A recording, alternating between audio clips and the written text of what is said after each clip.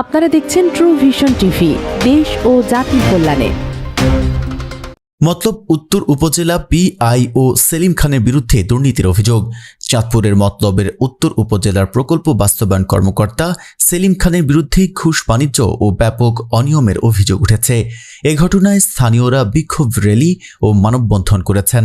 তারা অবিলম্বে তদন্ত সাপেক্ষে ব্যবস্থা গ্রহণ ও সেলিম খানের অপসারণের দাবি জানিয়েছেন। 5ই আগস্ট জুলাই গণঅভ্যুত্থান 5ই আগস্ট আমাদের ছাত্র জনতার বিজয়ের পর আমরা ভেবেছিলাম যে বর্তমানে একটা জুলাই গণনা করবে, দুর্নীতিমুক্ত বাংলাদেশ গড়বে। পরিতাপের বিষয়, আমরা যে আগের বাংলাদেশ দেখেছি বর্তমানে একই পরিস্থিতি লক্ষণীয়। আমাদের মতলবে 2024-25 অর্থ বছরে বিভিন্ন প্রকল্প গ্রহণ করা হয়েছিল উপজেলা থেকে, কিন্তু দুঃখের বিষয় নামে মাত্র কিছু কাজ করা হয়েছে। অনেক রাস্তা আছে বরাদ্দ দেওয়া হয়েছে, কিন্তু রাস্তার কাজ 20% করা হয়নি, বাকি কাজ করা হয়নি। কেন করা হয়নি আমরা জানি না। আমরা যখন সরজমিনে উপজেলায় কথা বলতে গেছি, ইউনুমোদর সাথে যখন কথা বলেছি, উনি বলছে পিএর সাথে যোগাযোগ করতে, পিএর সাথে কথা বলতে গেলে সভাপতির সাথে যোগাযোগ করতে, যে প্রকল্পের যে সভাপতি ওনাদের সাথে যোগাযোগ করলে দেখা গেছে ওনারা বলছে আমরা করতেছি, কিন্তু আমরা খোঁজ নিয়ে জেনেছি যে টাকা উত্তোলন হয়ে গেছে। আমাদের মূল বিষয়টা হচ্ছে যে এই যে দুর্নীতিগুলো হচ্ছে, সকলের যোগ সাজে এই দুর্নীতি হচ্ছে। আমরা তো প্রত্যেকে এই দুর্নীতির বিরুদ্ধে, এবং আমরা রক্ত দিয়েছি, দাম দিয়েছি, শ্রম দিয়েছি দুর্নীতির বিরুদ্ধে। সেলিম খানের বিগত দিনের রেকর্ড পরিচালনা দেখা যায়, তিনি ছিলেন ছাত্রলীগের নির্দিষ্ট সংগঠনের রাজনৈতিক জড়িত সাথে ছিল। ঢাকা পলিটেকনিক ছাত্রলীগের সাথে তৎকালীন সময় 1998 সাল ক্যাডার ভিত্তিক রাজনীতি করত, কিন্তু জুলাই গণঅভ্যুত্থানে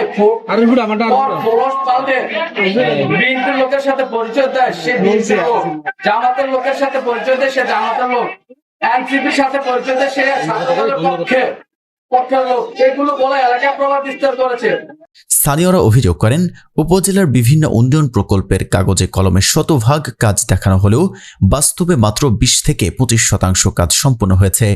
বাকি অর্থ আত্মসাৎ করেছেন পিআইও সেলিম খান। গ্রামীণ অবকাঠামো সংস্কার, স্কুল কলেজ ভবন মেরামত, সড়ক ও সেতু নির্মাণ প্রকল্পে নির্ধারিত মান বজায় রাখা হয়নি। অনেক ক্ষেত্রে কাজ শুরু করেই বন্ধ হয়ে গেছে, তবুও প্রকল্পের পুরো অর্থ উত্তোলন করা হয়েছে বলে অভিযোগ ওঠে। আমরা সরকারের বরাদ্দের টাকা দিয়ে উন্নয়ন চাই, ব্যক্তিগত সম্পদ বানানোর পায়তারা চাই না। তাই দুর্নীতিবাজ কর্মকর্তাকে অপসারণ করে আইনের আওতায় আনতে হবে।